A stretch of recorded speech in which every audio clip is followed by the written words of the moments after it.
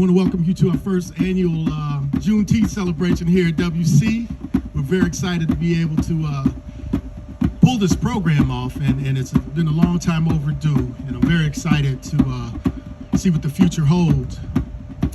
When we were planning this, one thing we really wanted to do is pull together the community churches and pull together the community as well as the campus community. So I'm excited to welcome our guests to campus. It's good to see various pastors from across the town, and our own Nancy McCormick and everyone. Now, I was asked to just open the program up, and I won't keep you too long, but I just want to talk to you about what you're hearing right now. You're hearing two djembe drums.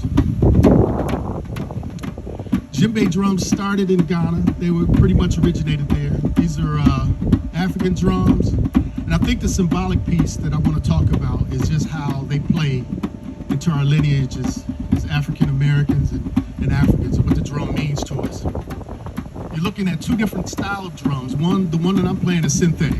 It's completely plastic, all right? A little bit of metal.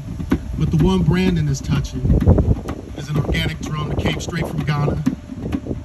It's made of wood. It's also made of goat skin. And prior to that, it had an antelope skin on it. And the reason I share that is because in Africa, the drummers are revered in a lot of ceremonies. Drums are used for war, they're used for funerals, they're used for celebration, they're used for dance, etc. And also, they were used for communication. And this drum that Brandon is touching is sacred because when a drummer plays a drum, they understand the origins of that piece.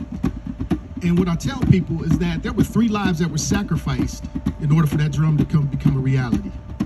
The life of the tree had to die, right? The life of the antelope had to be given and sacrificed. And lastly, our friend the goat that had to sacrifice his skin for this drum to be re-skinned and reheaded.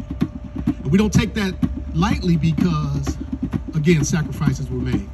So we're here to talk about Juneteenth and sacrifices that were made so we can celebrate our freedom, that we can appreciate the freedoms in America that were deferred. The thing about Juneteenth is that the Emancipation Proclamation was signed in 1863. My wife asked me that this morning. I got my dates together, but it was signed in 1863. But it took 2.5 years for the slaves in Texas to be freed. Now, if you're anything like me, if you know that freedom has been given to the rest of the country, and you're sitting in Texas and you cannot be free, what did that feel like as a slave in Texas, still being under bondage for 2.5 years, and it took a general and his troops to come and liberate you? I don't know what that would have felt like as a slave, because you know the word had to pass, it had to spread. We had a way of communicating, and drums were one way we certainly communicated in African culture. But the thing that really strikes me about Juneteenth is the liberation piece, but also not just the freeing of slaves, but in a spiritual sense. The freedom that we have spiritually through Christ, or whoever you feel is your creator.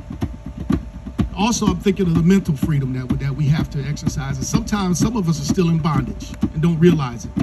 We've been freed a long time ago, but we don't exercise the bondage, exercise the freedom that's been given to us because of our own mental bondage or things that wrap us up. So one thing I hope that we can pull from today is that we want to celebrate freedom. If you want to know how to celebrate Juneteenth, spread it to others, appreciate freedom, and fight for freedom for everybody on this planet. Because if one person is still enslaved, none of us are free. What's up, Big Phil Turner? Good to see you, baby.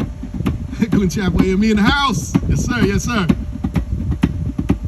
But I just wanted to get us started off with that. I want to express my appreciation to everyone that comes out, but I want to challenge you all to don't forget that today's just not just commemorating that Juneteenth celebration from 1865, or that freedom from 1865, but this is a challenge for us to go forth and make this relevant today and keep spreading the power and the message of freedom. So with that, I will step aside and ask our illustrious Nancy McCormick to come up and get us started with the program here.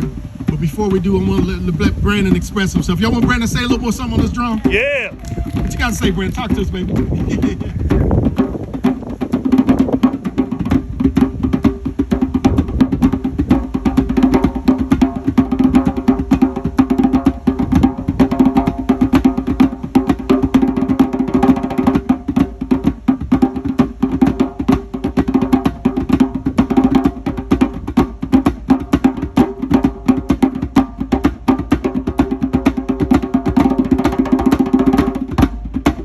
Brandon Ford, ladies and gentlemen.